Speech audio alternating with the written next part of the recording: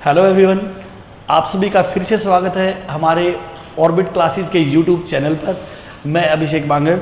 जैसा कि मैंने अपने पिछले वीडियो में आपको बताया था कि हम हर रोज़ एक वीडियो अपलोड करेंगे जिसमें आपका हर टॉपिक कवर होगा, जो कि आईआईटी लेवल पे, नीट लेवल पे, बोर्ड लेवल पे आपके पूरे सिलेबस को कवर करेगा। लास्ट लेक्चर में हमने जो किया था कूलम्ब्स लॉ, और कूलम्ब्स लॉ से रिलेटेड हमने कुछ न्यूमेरिकल भी किए थे। आज इसका नेक्स्ट वीडियो जो है Coulomb's law in vector form and उससे रिलेटेड कुछ न्यूमेरिकल्स हैं। और फिर मैं आपको इंश्योर करना चाहूँगा, अगर आप इन वीडियोस को कंप्लीटली देखते हैं और फॉलो करते हैं तो आप डेफिनेटली एक अच्छा स्कोर जेई मेंस और एडवांस में गेन करेंगे। आपका हर एग्जाम, चाहे नीट का है क्वालिफाई होगा, नीट का है, जेई का है, मेंस का, वो जरूर क्वालिफाई होगा। करेक्ट है। आज हम करने वाले हैं Coulomb's law in vector form. Correct. देखिए, जब हमने बात की है कि वेक्टर फॉर्म की, तो हम वेक्टर की फॉर्म में रिप्रेजेंट करते हैं, और वेक्टर की फॉर्म में रिप्रेजेंट करने के लिए सबसे पहले हमें जो जरूरत है वह कोऑर्डिनेट सिस्टम की। करेक्ट। देखो,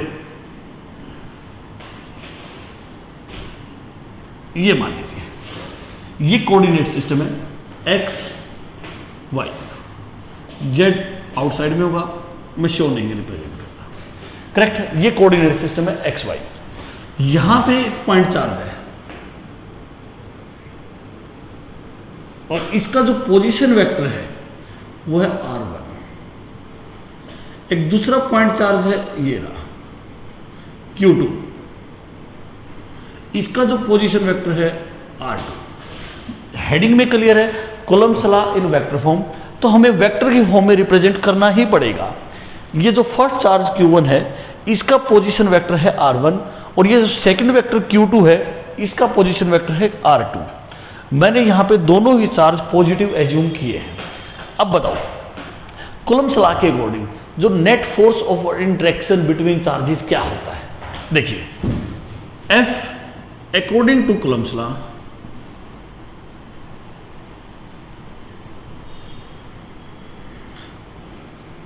मैं लिखता हूं force on Q1 due to Q2। Q1 charge पे फोर्स की वैल्यू फाइंड आउट करते हैं किसकी वजह से? Q2 की वजह से। That is represented as F12, force on 1 due to 2। Correct. देखिए, इस Q1 पे इसकी वजह से फोर्स क्या बनेगा? ये दोनों पॉजिटिव चार्ज हैं, तो ये अट्रैक्ट करेंगे या रिपेल करेंगे? तो ये रिपेल करने वाले हैं। सबसे पहले मैं इनको मिला देता हूं, ये बन गई लाइन। करेक्ट है। और Q1 पे जो फोर्स बनने वाला है ये रिपल्सिव फोर्स है, तो इस तरफ बनेगा। ये बन गई direction force on 1 due to 2। Q2 ने Q1 पे इस डायरेक्शन में फोर्स लगाया, रिपल्सिव फोर्स। करेक्ट है। ऊपर की तरफ देखो, और इस फोर्स को मैंने क्या नाम दिया? F12, force on 1 due to second charge. Correct है। देखो, इनके बीच में ये जो वेक्टर है ये वेक्टर Q2 से Q1 तक जो वेक्टर है, मैं इसको वेक्टर की फॉर्म में लिखता हूं, यह है वेक्टर R। करेक्ट है। अब बताओ क्या वैल्यू बनेगी F12 की? K Q1 Q2 directly proportional to product of charges and inversely proportional to square of distance between them. इन दोनों चार्ज के बीच में जो गैप है वो वेक्टर R है, और इस R वेक्टर का मैग्नीट्यूड है R, और इसका स्क्वायर। अब वेक्टर फॉर्म है तो मुझे डायरेक्शन में रिप्रेजेंट करनी पड़ेगी।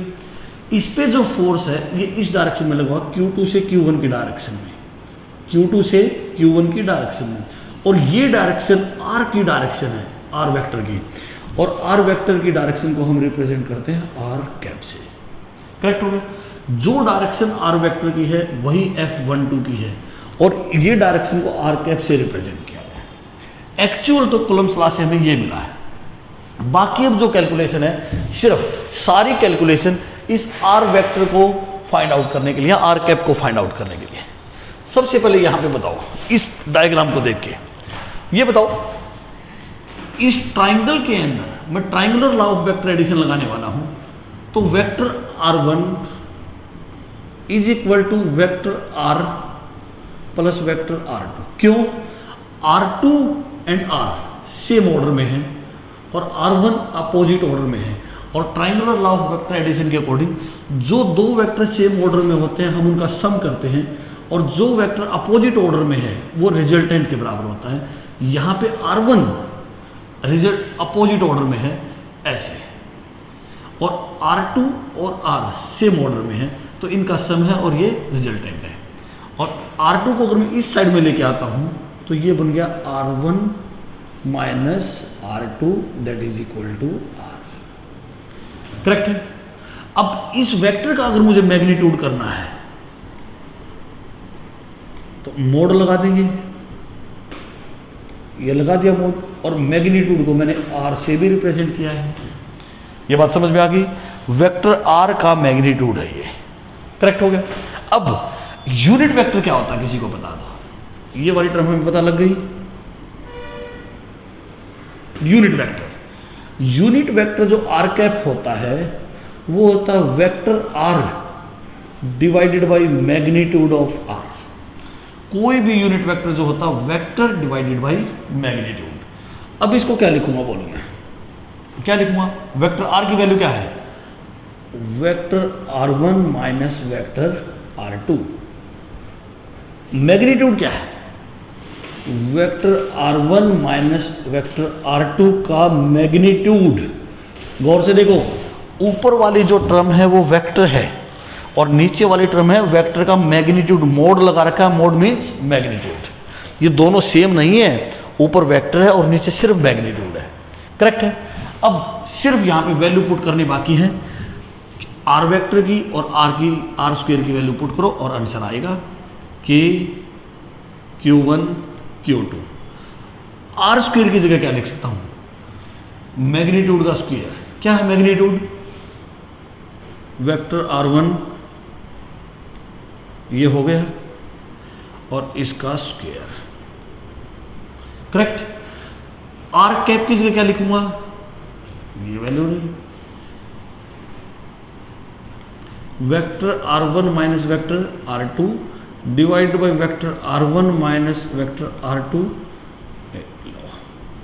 गौर से देखो, दो R1 माइनस R2 का मोड, R1 माइनस R2 का मोड, यहां पे इसकी 2 पावर है और यहां पे इसकी 1 पावर है, तो ओवरऑल जो वैल्यू आ गई F12 that is equal to K Q1 Q2 divided by 2 power तो ये है और एक ये है, टोटल पावर नीचे डिनोमिनेटर में कितनी होगी? 3। मोड जरूर लगाएं। मैग्नीट्यूड की पावर 3 है ये। मैग्नीट्यूड की पावर कितनी है? 3। R1 vector. करेक्ट है। ये आ गया फोर्स ऑन 1 ड्यू टू 2। गौर से देखो, जब मैंने फोर्स ऑन 1 ड्यू टू 2 लगाया तो ये R1 आ गया है। सिमिलरली अगर मैं फोर्स ऑन 2 ड्यू टू 1 लगाता तो नीचे वाली टर्म तो मैग्नीट्यूड है, वो तो एज इट इज रहेगी K Q1 Q2, पर R2 आगे आ जाएगा और R1 क्या आ जाएगा? पीछे, और वही R2 माइनस R1 मोड और इसकी पावर 3। ये हमने प्रूव किया है और इसको हम सिमिलरली लिख सकते हैं। ये force on 1 due to 2 K Q1 Q2 R1 vector minus R2 vector divided by mod, mod means magnitude, और उसकी पावर कितनी है? 3।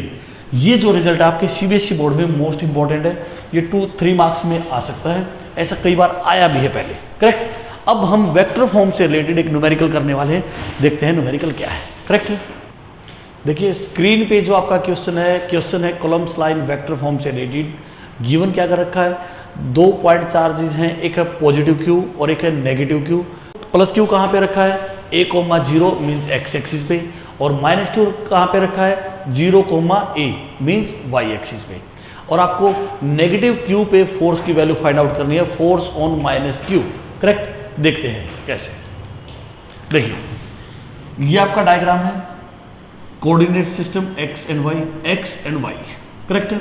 यहां पे A,0 प्लस Q चार्ज रखा है, 0,A पे माइनस चार्ज Q रखा है। अब ये बताओ, दोनों चार्ज अपोजिट हैं तो ये दोनों एक दूसरे को अट्रैक्ट करेंगे। माइनस Q चार्ज पे जो फोर्स बनेगा प्लस Q की तरफ बनेगा, ये बन गया। आपको फोर्स इस पे फाइंड आउट करना है, सही है। ये डायरेक्शन कौन सी है ये चेक करना है। सबसे पहले ये साइड कितनी है ए, ये साइड भी कितनी है ए, तो ये वाली जो साइड का मैग्नीट्यूड है कितना हो गया √2a। तो सबसे पहले फोर्स की वैल्यू बताओ अकॉर्डिंग टू कूलम्ब्स लॉ।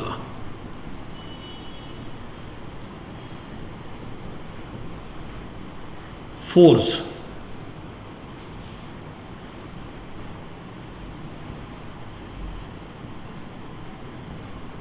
के क्यू क्यू, मैं नेगेटिव साइन रिप्रेजेंट नहीं करूंगा क्योंकि वेक्टर के अंदर प्लस एंड माइनस डायरेक्शन को रिप्रेजेंट करते हैं। डायरेक्शन में यहां अलग से शो करूंगा, सिर्फ मैं यहां पे मैग्नीट्यूड लिखूंगा। मैग्नीट्यूड कितना है क्यू, इसका भी मैग्नीट्यूड कितना है क्यू, डिवाइडेड बाई इनके बीच में डिस्टेंस कितनी है, ये ए तो ये कितनी होगी √2a, √2a का स्क्वायर हो गया 2a², करेक्ट है। अब इसके ऊपर जो फोर्स की डायरेक्शन है ये है इस तरीके से, करेक्ट है। कुछ नहीं करना, मुझे सिर्फ ऑप्शन जो है वो वेक्टर फॉर्म में है तो मुझे इस एरो की डायरेक्शन बतानी है, करेक्ट है। मुझे ये बताओ ये वेक्टर क्या है, ये वेक्टर कौन सी डायरेक्शन है, ये एंगल कितना है 45, कितना एंगल है ये 45 डिग्री। इस साइड का यूनिट वेक्टर जो है उसका मैग्नीट्यूड है, मैंने लिख दिया आर कैप। मुझे नहीं पता कौन सी डायरेक्शन, ये कौन सी डायरेक्शन लिख दी मैंने आर कैप। इस आर कैप के दो कंपोनेंट करता हूं, एक तो नीचे की तरफ और एक इस तरफ। आर कैप ये यूनिट वेक्टर है तो इसका मैग्नीट्यूड है 1, मैग्नीट्यूड कितना है इसका 1। इस तरफ क्या बनेगा 1 साइन 45 डिग्री और नीचे क्या बनेगा 1 कोस 45 डिग्री। तो यहां पे इस डायरेक्शन को, ये जो डायरेक्शन दी है मैंने आर कैप से लिखा, तो यहां पे अगर मैं लिखूं तो k² divided by 2a²। Arrow की डायरेक्शन को मैंने किससे रिप्रेजेंट किया आर कैप से। अब इस आर कैप को मैं रिप्रेजेंट करने वाला हूं R cap. R cap means unit vector magnitude 1, इस 1 का इस साइड में कितना कंपोनेंट हो गया 1 साइन 45, 1 का साइन 45 मीन्स 1/√2। ये डायरेक्शन कौन सी है आई कैप। 1 cos 45 कितना हो गया 1/√2, डायरेक्शन कौन सी है -j कैप। तो इस आर कैप को मैंने आगे चल के क्या लिखा k² divided by 2a²। Are cap किस जगह पे, ये आर कैप था 1 डिवाइडेड बाई √2 आई कैप। ये क्या बन गया नीचे की तरफ -1 डिवाइडेड बाई √2 j कैप। 1/√2 दोनों में से कॉमन आएगा तो k² divided by 2√2 a² common आ गया दोनों से। कैसे क्या बच गया यहाँ पे आई कैप -j कैप। तो ऑप्शन की फॉर्म में इसको चेक करो, ये जो आपका ऑप्शन है k² divided by 2√2 a² I cap -j cap, ये वेक्टर फॉर्म में लिखा है। तो आपका इसके अकॉर्डिंग जो ऑप्शन आ गया वो ऑप्शन है बी। चेक करो एक बार ऑप्शन बी क्या है, ठीक है।